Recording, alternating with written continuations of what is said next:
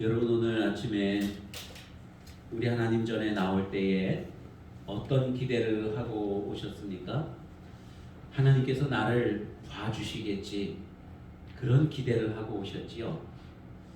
하나님께서 여러분의 어디를 봐주셨으면 좋겠습니까? 얼굴을 봐주셨으면. 하나님 지난 주간에 머리를 새로 했으니까 내 머리 좀 봐주세요. 하나님 옷을 새로 사 입었어요. 내 옷 좀 봐주세요. 여러 가지로 우리 하나님께 보여드리고 싶은 그러한 부분들이 있을 것입니다. 하나님께서 여러분의 삶과 여러분의 기도와 여러분의 눈물과 여러분의 마음, 여러분의 모든 것을 다 봐주시기를 축원합니다. 자, 그러면 여러분들은 사람들을 볼 때에 어디를 보십니까? 우리가 사람을 볼 때에 제일 먼저 눈에 띄는 것이 얼굴이지요. 이 사람이 잘생겼는지 못생겼는지, 아름다운지 그렇지 못한지 그거 봅니다. 헤어스타일이 어떨까? 아유, 머리를 안 빗었네, 파마 머리를 했네, 기타 등등 또 그렇게 볼 것입니다. 이 사람이 옷을 어울리지 않게 입었네, 정말 너무 잘 어울리게 입었네, 또 옷을 보기도 하죠. 키가 크네, 작네, 이러한 모습들도 봅니다. 우리 눈에 들어오는 외형적인 모습들을 우리가 먼저 보게 되죠. 처음 만나는 사람이라고 한다면은 이 사람은 도대체 무슨 일을 하는 사람일까 하는 그러한 마음을 가지고 또 궁금해하기도 할 것입니다. 내가 조금 지혜롭고 내가 조금 현명한 사람이라면 그 사람의 내면을 들여다보게 될 것입니다. 이 사람은 얼만큼 지혜로운 사람일까? 이 사람은 얼만큼 마음 씀씀이가 좋은 사람일까? 여러분 그런 것들을 보게 되죠.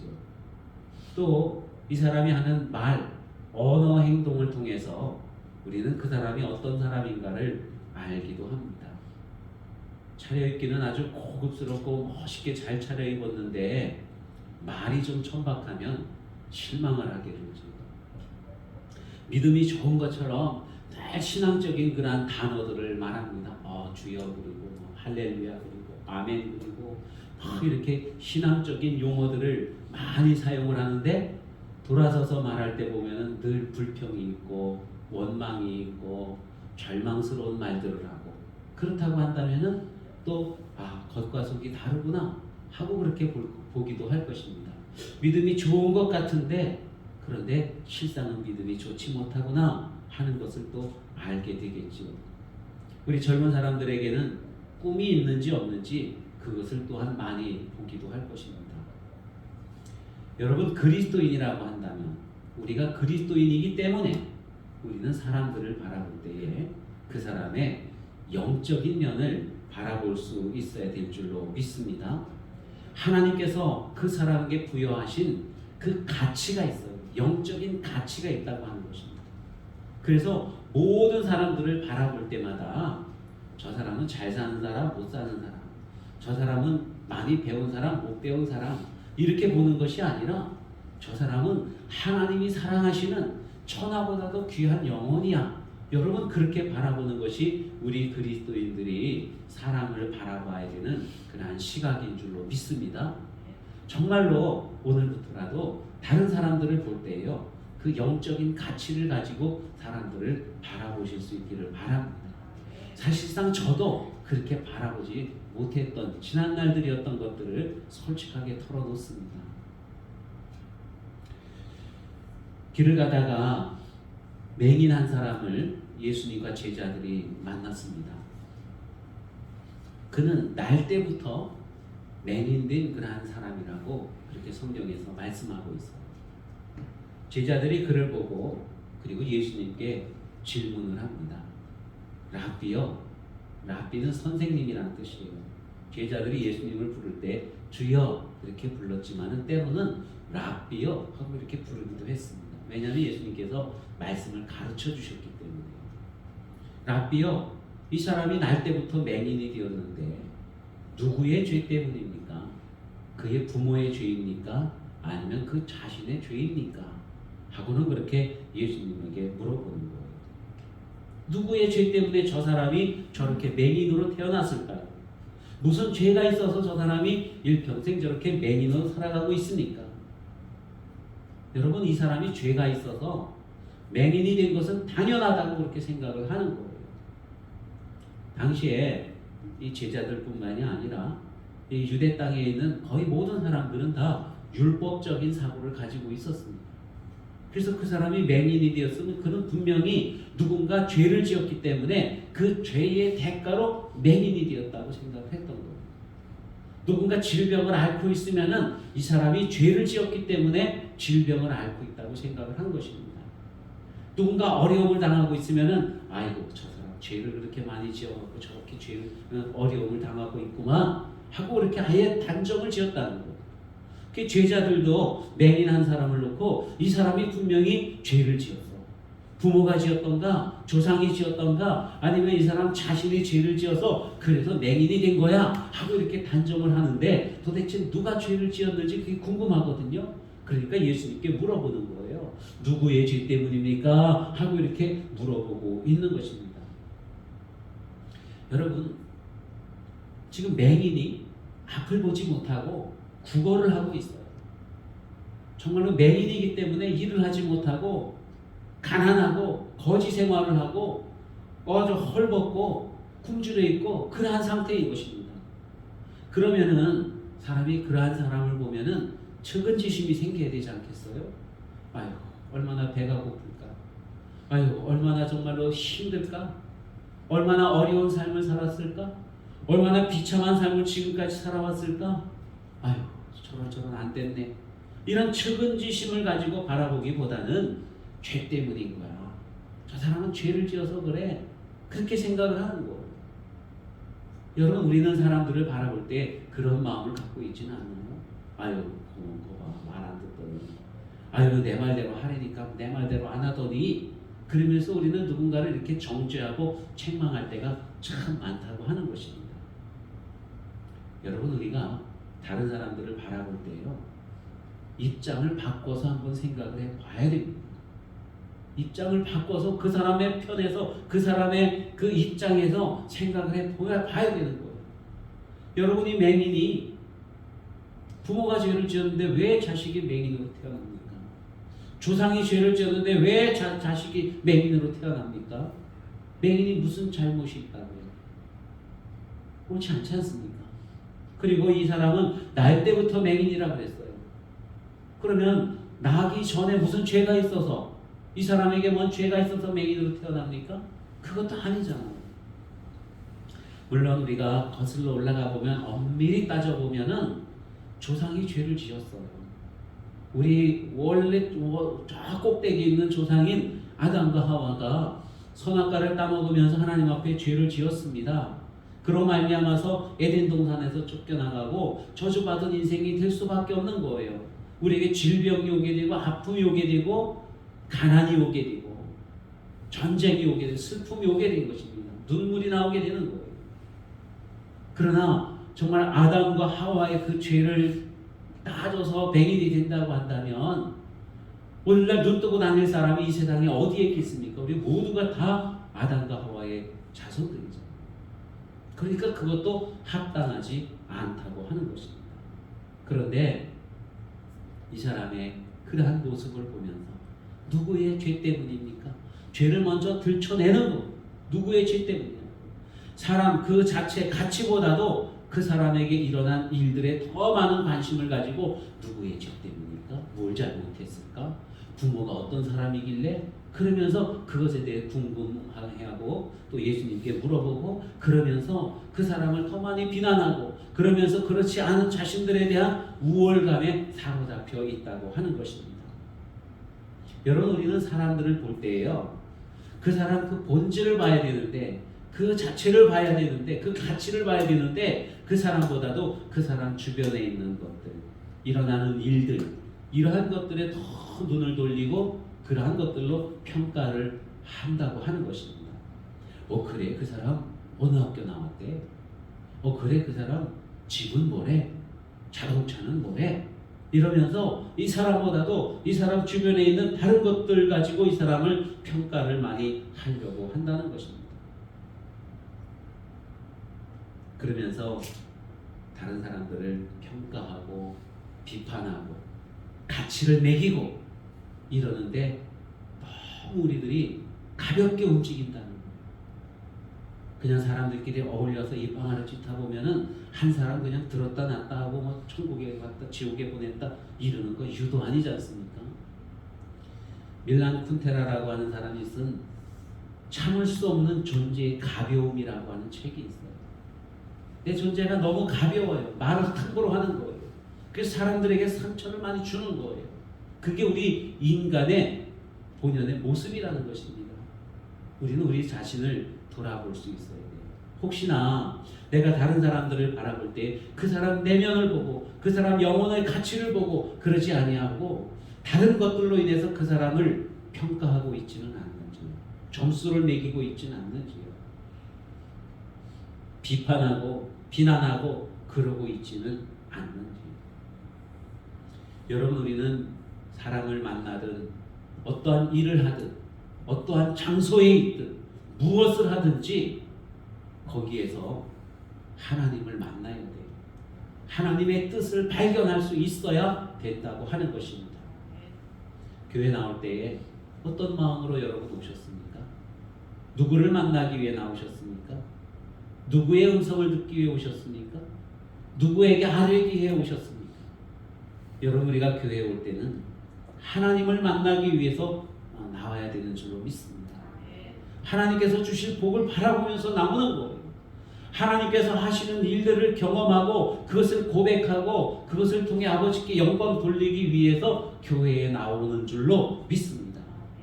우리가 무엇을 하든지 어디에 있든지 특히나 교회나 예배 드릴 때에는 하나님께 관심을 가지시기를 바랍니다. 하나님은 어떤 마음이실까? 하나님의 마음에 관심을 가지시기 바랍니다. 맹인을 봤어요. 맹인을 볼 때에 우리는 어디에 관심을 가져야 될까? 하나님의 마음이 무엇인가? 이 맹인을 보내신 하나님의 마음이 있을 거 아니에요.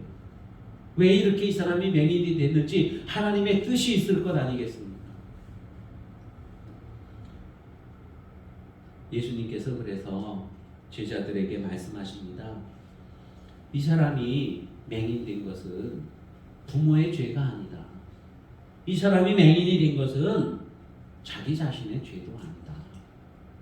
이 사람이 맹인이 된 것은 하나님이 하시는 일을 나타내려고 그래서 맹인으로 태어난 거야 하고는 그렇게 주님께서 말씀하고 있는 것입니다. 여러분, 그리스도인들은 우리 예수님을 믿는 사람들은요, 모든 일들을 통해서 하나님의 뜻을 발견할 수 있어야 돼요. 하나님의 마음을 헤아릴 수 있어야 됩니다. 하나님이 하시는 일들을 발견할 수가 있어야 된다고 하는 말씀입니다. 우리가 어떤 어려움 속에 있어도 거기에서 하나님의 뜻을 발견해야 되는 거예요. 우리가 잘 나가도 좋은 일들이 막 생겨도 거기에서 하나님의 뜻을 발견해야 된다는 것입니다. 오늘날은 보면 늘 주제가 코로나 바이러스죠. 온 세계의 모든 사람들이 다 긴장하고 두려워하고 또 많은 생명들이 죽기도 하고 지금도 확진자가 되어서 격리해야 되어지고 거기 그 코로나뿐이겠습니까? 그로 말미암아서 나타나는 여러 가지 사회적인 어려움들 얼마나 많습니까? 경제적인 어려움도 얼마나 많습니까? 그 많은 어려움들이 있는데 여러분, 우리 그리스도인들은 이 코로나 바이러스에 대해서 어떤 시각으로 바라봐야 되겠다? 어떻게 받아들여야 되겠습니까? 이러한 그 엄중한 그러한 상태 속에서도 우리는 하나님의 음성을 들을 수 있어야 돼요. 하나님의 뜻을 발견할 수 있어야 된다는 것입니다. 코로나가 발발한 지 얼마 안 되었을 때 제가 그런 말씀을 했어요. 여러분, 하나님께서 만드신 가장 위대한 걸작품은 바로 사람이거든요. 온 천지 만물을 다 만드시고 마지막에 사람을 만드셨어요. 사람이 그 모든 것보다 더 귀하기 때문에 귀하니 귀한 이 사람이 가장 작고 눈에 보이지도 아니하는 그 작은 바이러스에게 공격을 당하고 그 때문에 두려워하고 어려움을 당하는 그 이유는요. 그 뭐 때문이에요? 사람이 자기 본분을 망각하고 교만했고 교만했어요.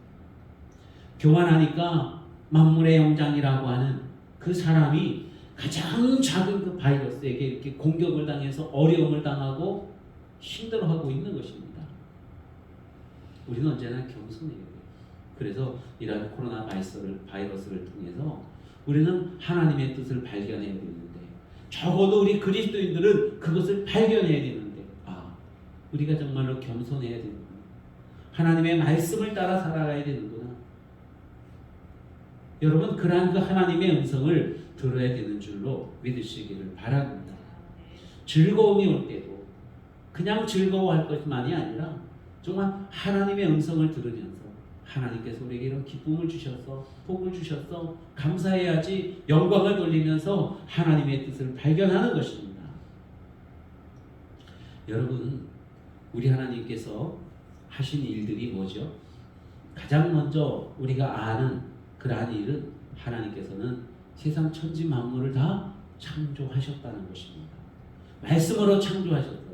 그리고 마지막에 사람을 창조하실 때는 흙으로 빚어서 이 사람의 형상을 만들고, 하나님의 형상대로 사람을 만들고 그 코에 하나님께서 생기를 불어넣으셔서 살아있는 사람이 되었습니다. 이게 하나님이 하신 일이에요. 그리고 우리가 하나님을 떠나서 죄를 범했을 때 그냥 내버려 두지 아니하시고 우리를 구원해 주시는 거예요.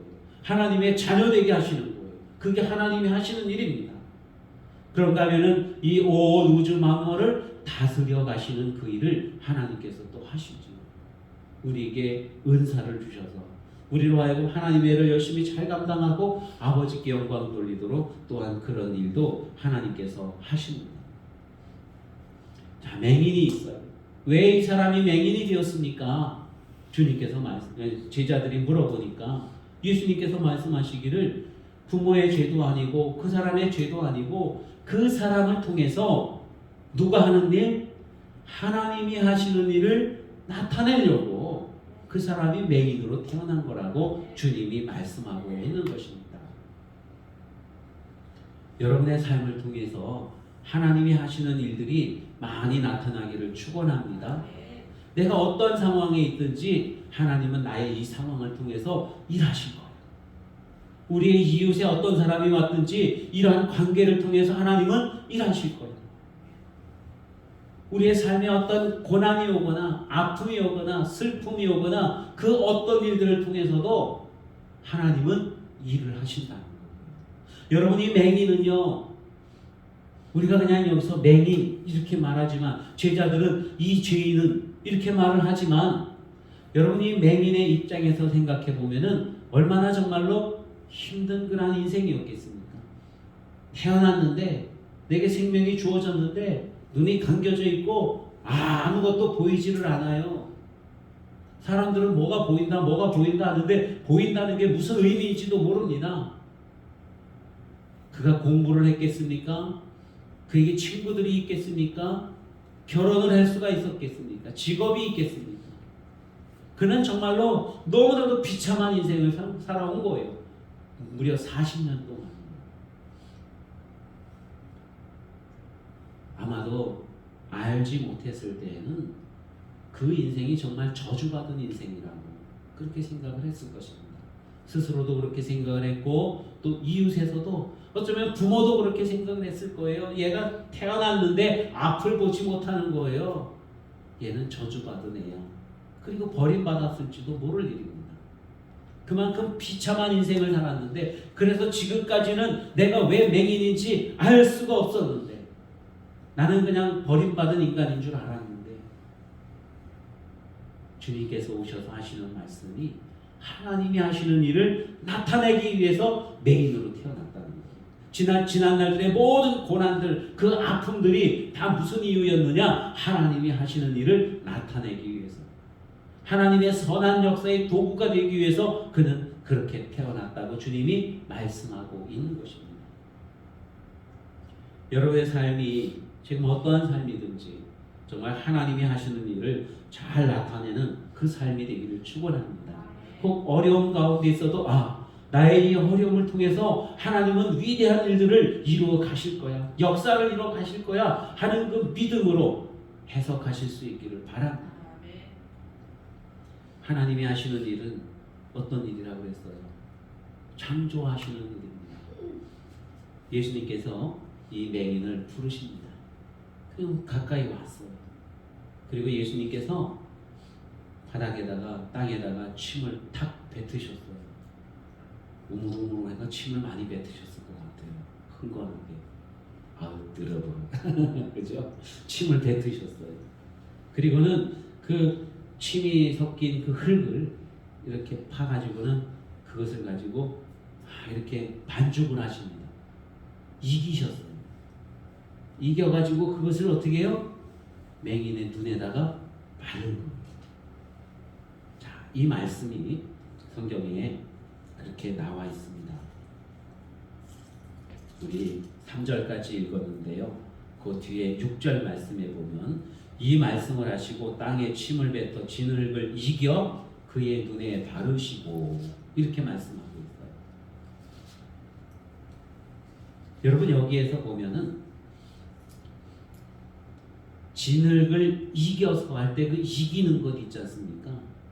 이걸 어떻게 상상을 해보시면 되냐면은 우리 어린이들이 찰흙을 가지고 진흙을 가지고 뭘 만들잖아요. 어렸을 때 다 해보셨잖아요. 물을 넣어갖고 막 이렇게 이게 반죽을 만듭니다. 이 장면이에요. 이 장면. 요게 이겨서인데 요게 헬라어로다가는 포이에오라고 하는 단어입니다. 포이에오. 그런데 이 지금 신약 성경이기 때문에 헬라 말로 쓰여져 있거든요. 근데 요것을 이제 나중에 히브리 말로 이스라엘 말로 다시 번역을 했어요. 그때 번역을 할 때 어떤 단어를 쓰냐면은 아사라고 하는 단어를 씁니다. 아사. 이 아사라고 하는 단어는 구약 성경에 어떤 단어를 말하냐면은 창조하실 때 하나님께서 사람을 흙으로 빚어서 사람을 만드셨잖아요. 그 빚어서 만드는 그 장면을 아사라고 표현을 하고 있는 거예요. 그러니까 예수님께서 진흙을 침에다가 해서 이기는 이 장면하고 하나님께서 흙으로 사람을 하나님 당신의 형상으로 사람을 만드시지 않습니까? 그 장면하고 같은 장면이라는 거예요. 그러니까 예수님께서는 지금 흙을 이기고 이러면서 창조의 역할을 하시는 거예요. 그래가지고는 이 흙을 이겨진 이 진흙 반죽을 어떻게 했어요? 맹인의 눈에다가 바르셨다는 거예요.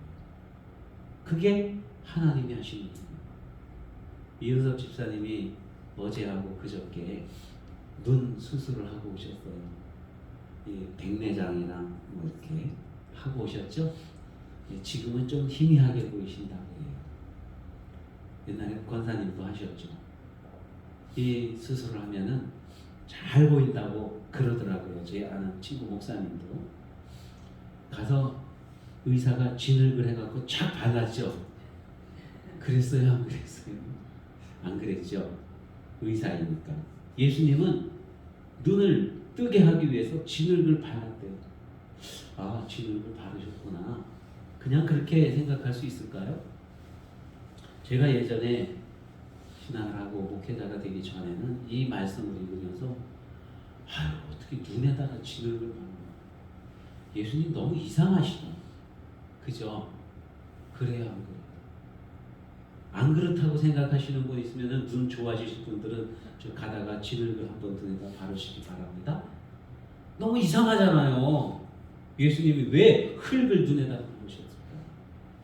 그게 바로 하나님의 창조 행위였다는 거예요. 하나님께서 하시는 일, 바로 그 장면이었다는 거예요. 예수님께서는 하나님이시잖아요. 아버지 하나님이 창조하신 그 일들을 예수님께서 지금 이 땅에서 보여주고 계시는 거예요. 이 사람이 지금 눈이 멀었습니다. 사람이지만 사람으로서의 구실을 하지 못하고 있어요. 근데 예수님의 손에 붙들리니까 새롭게 태어나는 거예요. 새롭게. 눈이 열리는 것입니다. 옛날에 아담과 하와로 말미암아서 죄가 들어왔어요.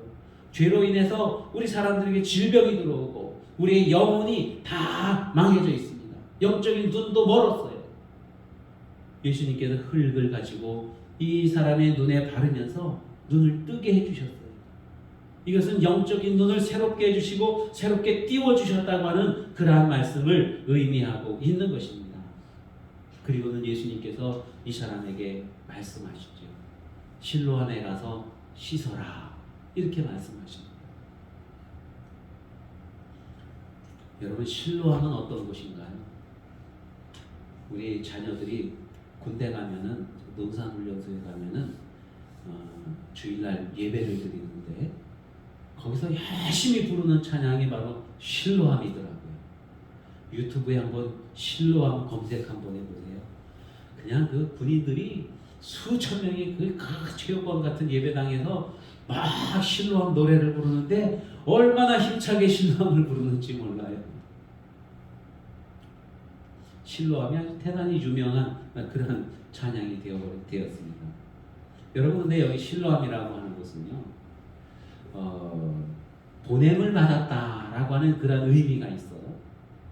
이 실로암은 샘인데 실질적으로는 샘은 아니고 이렇게 돌로다가 만들어진 그런 옛날 우리 시골 마을 빨래터 같이 생긴 그런 물 웅덩이이기도 합니다. 그런데 여기에서 물이 나오냐면 그렇진 않아요. 이 실로암은 저 저지대 쪽에 있는 성이 둘러싸여 있는데 둘러싸여 있는 성 안쪽 저 저지대 쪽에 있는 곳에 있어요. 그런데 여기에 물이 나오는데 이 물은 어디로부터 오냐면은 저 위에 있는 성 바깥쪽에 기혼샘이라고 하는 곳이 있는데 거기서부터 지하 터널로 쭉 수백 미터를 파가지고 여기까지 온 거예요. 그래서 실로암, 왜 실로암이냐면은 기온샘에서부터 지하 통로를 통해서 여기 샘까지 보내졌기 때문에 실로암이라고 이름을 지은 것입니다. 그래서 실로암이라는 뜻이 보냄을 받았다라는 뜻이거든요. 여기는 여러 가지 의미가 있죠. 샘물이 기온샘으로부터 사람들에게 생명을 주기 위해서 이쪽 실로암 여기까지 보냄을 받은 것이고, 이 실로암이란 또한 하나님께서 우리를 구원하기 위해서 예수님을 보내셨어요. 예수님은 우리를 구원하기 위해서 보내심을 받은 그러한 분입니다. 그러한 분이 예수님이시거든요. 자, 여기 맹인도요, 예수님께서 진흙을 눈에다 바르셨습니다. 그리고는 실로암에 가서 씻어라. 그리고 실로암으로 어떻게 하셨어요? 보내셨어요. 실로암에 갔을 때 정말로 거기에 씻었을 때에 그의 눈이 밝아진 것입니다. 여러분, 그런데 우리가 알아야 될 것은 보냄을 받았는데 이 보냄을 받을 때에 보내졌어요. 그러면 그곳까지 가야 되지 않습니까? 그 가야 되는, 여러분, 가는 그 상황이 어떨까요? 이것은 정말로 너무너무 힘든 거예요. 저는 그 실로암 거기 터널이 있는데 그 히스기야 터널이라고 그래요. 히스기야 왕이 물을 끌어들이기 위해서 터널을 팠거든요. 저는 거기를 못 들어가 봤어요. 우리 사모님은 거기를 들어가 지나와 봤습니다. 이렇게 좁은 그 돌 굴 속을 이렇게 걸어 물을 자방자방거리면서 물로다가 이렇게 걸어 도랑 오듯이 그렇게 건너왔는데 저는 못 가봤어요. 그런데 거기 보면은 그 바위를 판 거예요. 바위를 수백 미터를 구불구불 해갖고 딱 중간에서 만나서 이 연결이 되어졌습니다. 물이 보냄을 받기까지 얼마나 많은 어려움과 그 수고가 있었겠습니까? 그와 마찬가지로 하나님께서 우리를 구원하기 위해서 예수님이 이 땅에 오셨는데요, 그냥 짠 하고 오신 게 아니잖아요. 어린 아기의 몸을 입고 저 마구간에 태어나신 거예요. 영광의 하나님이 천지 만물을 창조하신 그 하나님이 사람의 몸을 입고 아기의 몸을 입고 마구간으로 오실 만큼 그렇게 처절한 그러한 그 어려움들이 있다는 거예요. 그걸 우리가 알아야 되는 것입니다. 그래서 예수님께서 이 땅에 오신 것은 우리가 예수님 탄생을 축하합니다 그렇게 말하지만은 사실상 예수님이 이 땅에 오신 그 과정은 너무나도 힘든 그러한 과정이라는 거예요. 그것을 극복하고 예수님이 오신 거예요. 낮아진 곳으로 또 낮아지시고 또 낮아지시고 그래서 오셨다는 것입니다. 여러분, 여기에 이 맹인이 예수님이 눈에다가 진흙을 바르셨어요. 실로암에 가서 씻어라. 네, 알겠습니다. 얼른 씻고 올게요. 후다닥 가서 씻고 왔을까요? 그게 아니잖아요. 맹인이에요. 내려가는 길이 얼마나 험할까요? 여러분, 예수님과 맹인이 만난 그곳과 이 실로암 연못이라고 하는 곳은 아주 높은 고저 차이가 있습니다. 마치 저 가연산 꼭대기에서 여기 밑에 내려오는 것처럼 그렇게 많은 험한 길들이 있고 계단이 있고 골목이 있고 그런 맹인이 내려오는 거예요. 맹인이. 그러니까 오다가 넘어지기도 하고 걸리기도 하고 어디 부딪히기도 하고 사람들이 조롱하기도 하고 얼마나 많은 우여곡절들이 있겠는가 하는 것입니다. 그런데 이 맹인이 그것을 무릅쓰고 실로암까지 내려온 거예요. 그리고 그 물에 씻었을 때에 그의 눈이 밝아진 것입니다. 여러분, 하나님이 하셨어요. 하나님이 이런 일을 하신다는 것을 예수님께서 이 맹인을 통해서 보여주신 것입니다. 하나님께서는 창조의 일을 하시는 거예요. 하나님께서는 구원해 주시는 거야, 우리를. 하나님께서는 우리에게 은혜와 사랑을 베풀어 주시는 거야. 이것을 사람들에게 보여주시는 거예요. 누구를 통해서? 바로 이 맹인을 통해서.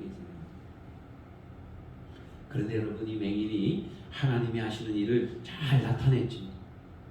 그 하나님이 하시는 일을 잘 나타내기 위해서 이 맹인이 한 두 가지가 있습니다. 하나는 뭐냐면은 믿음으로 받았다는 거예요.